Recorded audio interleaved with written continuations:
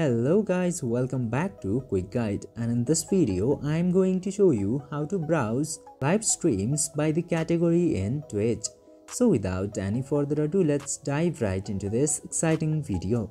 Now in order to do that, you just simply have to open your Twitch application at very first. Then after opening Twitch application, you will get this browse feature at bottom just besides the discover option. Simply tap to browse feature and then you will directly get the option of categories into here. Now you can choose any of the suitable games which you want to watch into your phone. Then after that you can also apply filters into your category. This way you can easily find the streams based on category into your Twitch. I hope this video was helpful for you. If yes, don't forget to like, share and subscribe to the channel to never miss another update. Thank you for watching the video.